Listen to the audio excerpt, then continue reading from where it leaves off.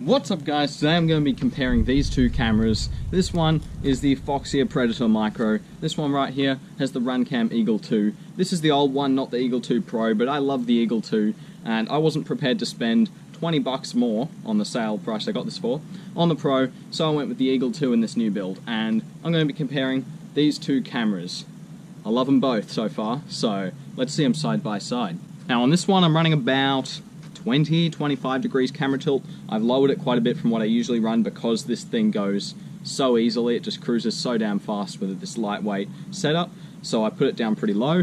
And this one's running at about 35 degrees, so just a little bit higher than this one. But the flying's going to be similar because this thing's so much lighter. It'll help it fly more similarly, but still this thing's going to fly very different. I'll try and keep them fairly consistent with the lines.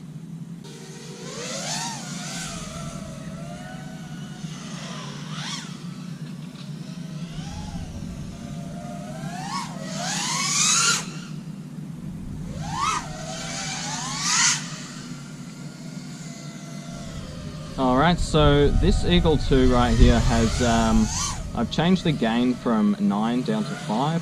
Whether that makes a difference to some of the light issues some people had, I don't know. I never had that problem anyway. And other than that, the brightness was bumped up by 1 increment from 36 to 40. And that's it, that's all it's done to this camera. And the Foxeer one is on stock settings. So this is, this is pretty much what I'm used to. I've flown quite a lot with this camera, and I'm liking it quite a lot. Apologies for the video noise on there. This quad's got a little bit of noise. Not sure exactly where that's coming from right now. Maybe I'll try and fix it, and that OSD flicker, but right now the video is pretty clear otherwise.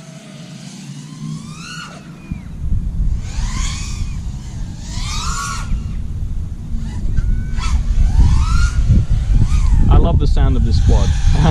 I really like it. It just sounds nice.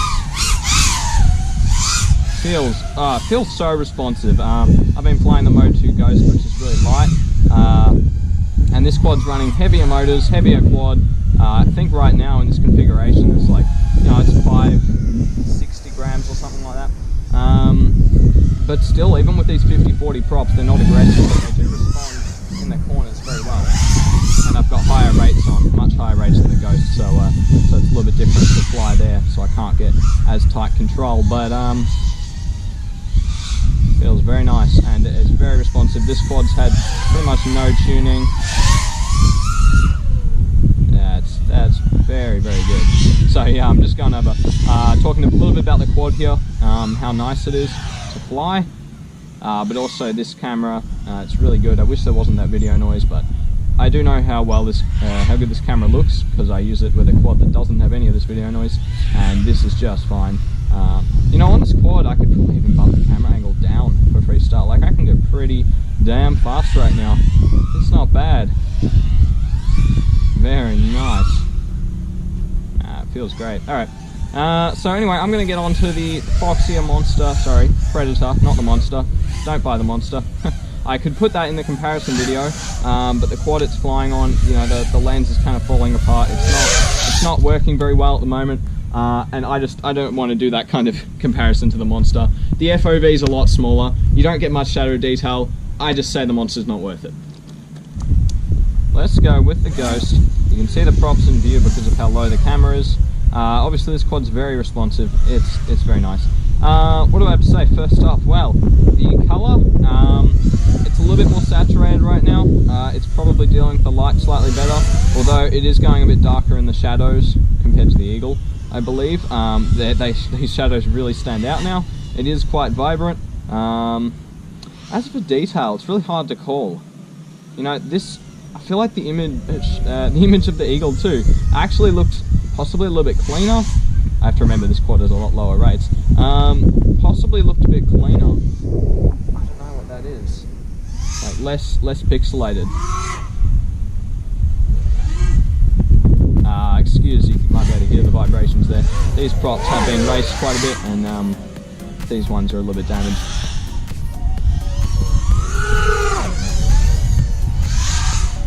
Alright, so in the sun, these conditions are just about the same as what I flew the Eagle in. It's only been a couple of minutes since I flew that pack, and it's hard to call what I prefer. I'm going to do a few more flights on it to come up with a verdict on this.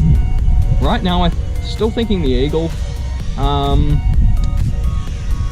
Yeah, this looks quite natural, but the Eagle image is still a bit. I feel like it's a little bit not sharper, but maybe smoother, as I said. So maybe it's actually not as sharp, the image. Maybe I could bump the sharpening down on this camera and see how that goes. But right now, still I'm loving them both. This one, it does look absolutely amazing. Yeah, I'll have to get some more flight time on both of these quads, which is exactly what I'm going to do right now, and then come back to you with my verdict on it, because right now it's pretty hard to decide, but initially I do think this one is getting a bit more detail, except not in the shadows, whereas the Eagle, it's looking slightly more washed out in this light. As I said, I did increase the brightness a tiny bit. That might make a slight difference, but the goggles brightness is the same, and yeah, I feel like hard to call right now.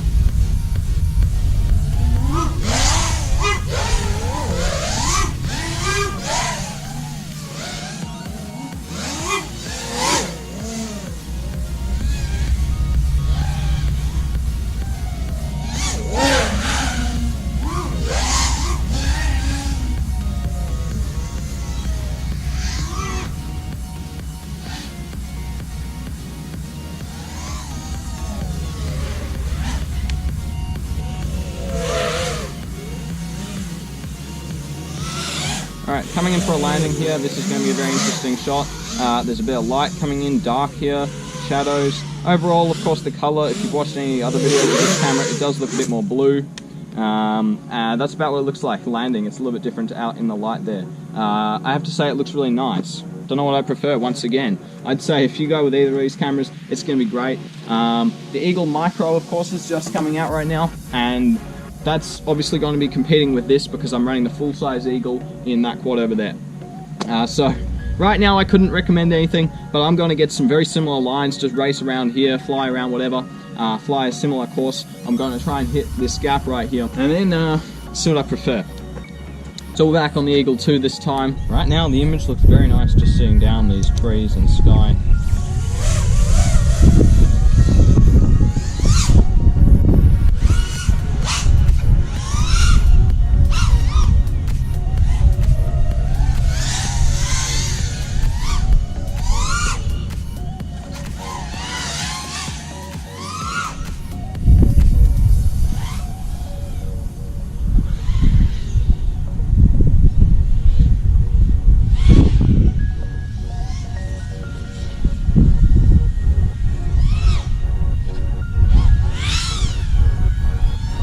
I have to say right now, I am preferring the image of the Eagle 2. Yeah, I really am. I'm still preferring the Eagle 2. This isn't racing. I might do another day where I go out and race. I have done a bit of racing with the Predator and the Eagle already. I might go out and do a racing comparison, you know, see how I can see my difficult to see gates. But like freestyling in this light, I'm preferring the Eagle.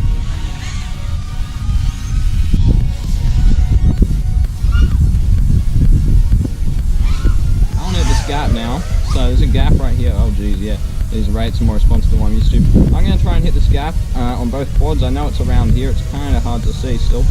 Alright, this gap right here, now it's more clear. Yeah, so this will be a good example to try on both quads of what it's like going in the dark. So you can see the entrance to it looks dark. This has the wide dynamic range on. The entrance looks pretty dark going in.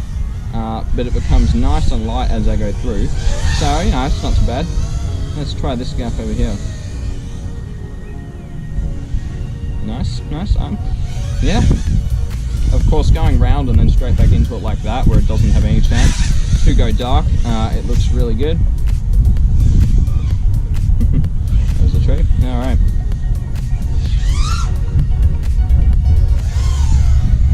It just looks stunning.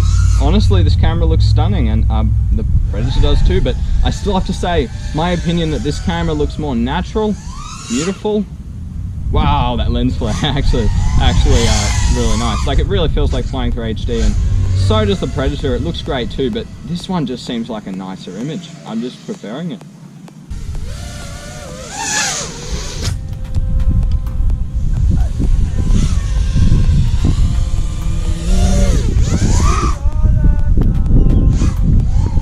Yeah, from what I remember of the last flight, I'm not picking up as much light around here. Like, looking into the playground, I feel like it's all black now. I'll go back on the Eagle 2 video and review that, but I feel like I got more detail looking into the playground on the Eagle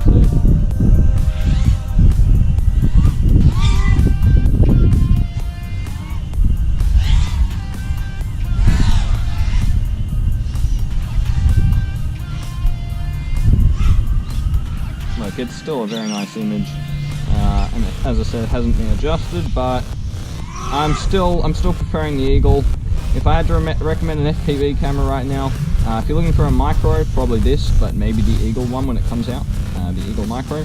But as for just these two cameras next to each other, yeah, I prefer the Eagle 2 still. Still a nicer image. Still a nicer image, I reckon, to look at than this. And when it comes to detail, of course, that's very important flying FPV. More important about what you can see rather than how it looks nice. And yeah, I still feel like I'm getting nicer detail on the Eagle 2.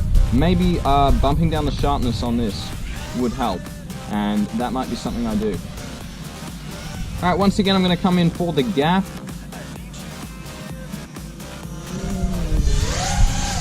This one has lower rates, so, you know, hitting the gap maybe it'll be easier.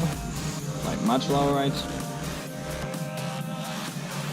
Okay, it's going again. It's still pretty dark looking in. And I have to say, once you go into the hole, it doesn't get as light as the Eagle. The Eagle transitions to a very, very light image when you go through here. And this one, it's still a little bit darker than what the Eagle 2 is giving. But as I said, that can probably be adjusted. But purely for hitting this hole here on the settings I'm running right now, the Eagle 2 is doing it better.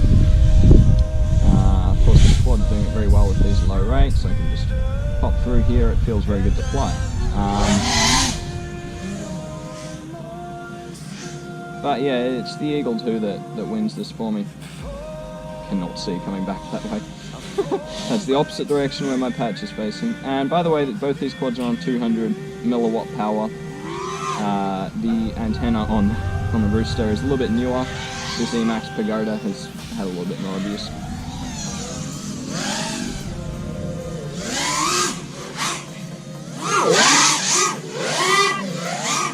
Jeez, that sounds bad. Yeah, I definitely need to put new props on this quad, but I'm not going to worry about that until it's really going to matter. Alright, looking straight into the sun now. I'm still getting pretty good detail below. Just kind of cruising there. I don't know which one picks it up better looking into the sun. You can watch the video and review it for yourself. Oh, I've been flying this quad for over 4 minutes now. When you're cruising around at that speed, it's very, very efficient. It's coming down at 14.8 volts now. Wow, it's not bad.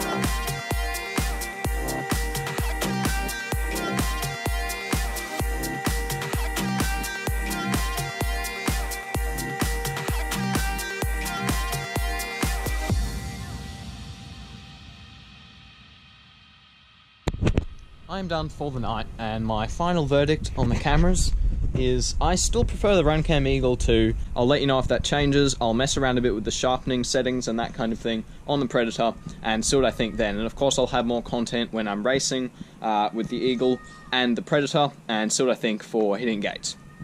But for now, for freestyling in the lighting conditions I had tonight, I'm still saying the Eagle 2 wins. Alright, thank you guys for watching. If you enjoyed it, please subscribe, drop a like, whatever you want. And I'll be putting out more reviews, this kind of thing, and flight content, whatever you want. Alright, see you guys.